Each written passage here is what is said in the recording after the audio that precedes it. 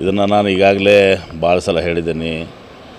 ಇವತ್ತು ಯಾರ ಮನೆಗೆ ಹೋಗಿ ಊಟ ಮಾಡೋದು ಇದೆಲ್ಲದಕ್ಕೂ ಏನು ಮಾತು ಕೊಡಬೇಕಾಗಿಲ್ಲ. ಮುಖ್ಯಮಂತ್ರಿಗಳು ಸತೀಶ್ ಜಾರಕಿಹೊಳಿ ಮನೆಗೆ ಹೋಗಿದ್ದಾರೆ. ನನ್ನ ಮನೆಗೂ 2 ಸಲ ಕರೆದಿದ್ದೀನಿ, ಹಿಂದೆ ಬಂದಿದ್ದಾರೆ. ಇದಕ್ಕೆ ವಿಶೇಷ ಅರ್ಥ ಕಲ್ಪಿಸ್ಕೊಡೋದು ಸರಿಯಲ್ಲ. ಅಷ್ಟೇ ಯಾಕೆ, ನಾವು ವಿರೋಧ ಪಕ್ಷದವರು ನಮ್ಮ ಮನೆಗೆ ಊಟಕ್ಕೆ ಬರ್ತಾರೆ, ನಾವು ಅವ್ರ ಮನೆಗೆ ಊಟಕ್ಕೆ ಹೋಗ್ತೀವಿ. ಏನು ತಪ್ಪಿದ್ದಾರೆ? ನೀವು ಹೋಗಲ್ವಾ ಯಾರು ಮೀಡಿಯಾದವರು ಮತ್ತೊಬ್ಬರು ಮನೆಗೆ ಊಟಕ್ಕೆ?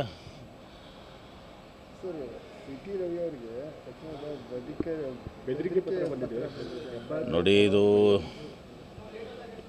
ಏನೋ ಬೆದರಿಕೆ ಪತ್ರ ಏನೋ ಲಕ್ಷ್ಮೀ ಹೆಬ್ಬಾಳ್ಕರ್ ಅವ್ರು ಬರೆದಿದ್ದಾರಂತ. ಸುಮ್ಮನೆ ಇದನ್ನು ಕತೆ ಹೇಳ್ಕೊಂಡು ಯಾರೋ ಬೆಂಬಲಿಗರು ಬರೆದಿದ್ದಾರೆ, ಅದು ಮಾಡಿದ್ದಾರೆ ಅಂಥೇಳಿ ಇದೆಲ್ಲವೂ ಇವರೇ ಸೃಷ್ಟಿ ಮಾಡ್ಕೊಳ್ಳುವಂಥದ್ದು. ಇವರೇ ಸೃಷ್ಟಿ ಮಾಡಿರ್ತಾರೆ ಅದನ್ನು, ರವಿಯವರು. ಅದೇ ಇವತ್ತು CLP ನಡೀತದೆ. CLP ಚರ್ಚೆ ಮಾಡಿ ಯಾವ ರೀತಿ ಮಾಡಬೇಕು ಅನ್ನೋದನ್ನು ಚರ್ಚೆ ಮಾಡ್ತೀವಿ.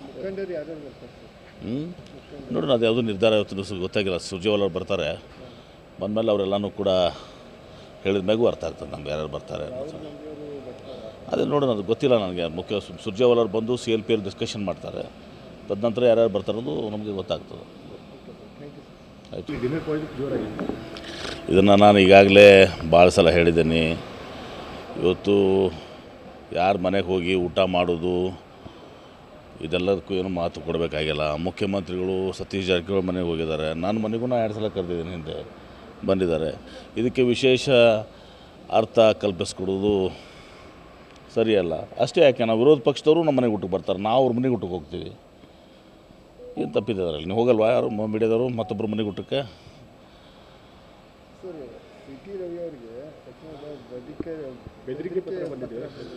ನೋಡಿ, ಇದು ಏನೋ ಬೆದರಿಕೆ ಪತ್ರ ಏನೋ ಲಕ್ಷ್ಮೀ ಹೆಬ್ಬಾಳ್ಕರ್ ಅವ್ರು ಬರೆದಿದ್ದಾರಂತ. ಸುಮ್ಮನೆ ಇದನ್ನು ಕತೆ ಹೇಳ್ಕೊಂಡು ಯಾರೋ ಬೆಂಬಲಿಗರು ಬರೆದಿದ್ದಾರೆ, ಅದು ಮಾಡಿದ್ದಾರೆ ಅಂಥೇಳಿ ಇದೆಲ್ಲವೂ ಇವರೇ ಸೃಷ್ಟಿ ಮಾಡ್ಕೊಳ್ಳುವಂಥದ್ದು. ಇವರೇ ಸೃಷ್ಟಿ ಮಾಡಿರ್ತಾರೆ ಅದನ್ನು, ರವಿಯವರು. ಅದೇ ಇವತ್ತು CLP ನಡೀತದೆ. CLP ಚರ್ಚೆ ಮಾಡಿ ಯಾವ ರೀತಿ ಮಾಡಬೇಕು ಅನ್ನೋದನ್ನು ಚರ್ಚೆ ಮಾಡ್ತೀವಿ. ನೋಡೋಣ, ಅದು ಯಾವುದೂ ನಿರ್ಧಾರ ಇವತ್ತು ಗೊತ್ತಾಗಿಲ್ಲ. ಸುರ್ಜೇವಾಲ ಅವ್ರು ಬರ್ತಾರೆ, ಬಂದಮೇಲೆ ಅವರೆಲ್ಲನೂ ಕೂಡ ಹೇಳಿದ ಮೇಗೂ ಅರ್ಥ ಆಗ್ತದೆ ನಮ್ಗೆ ಯಾರ್ಯಾರು ಬರ್ತಾರೆ ಅನ್ನೋದು. ಅದೇ ನೋಡೋಣ, ಅದು ಗೊತ್ತಿಲ್ಲ ನನಗೆ.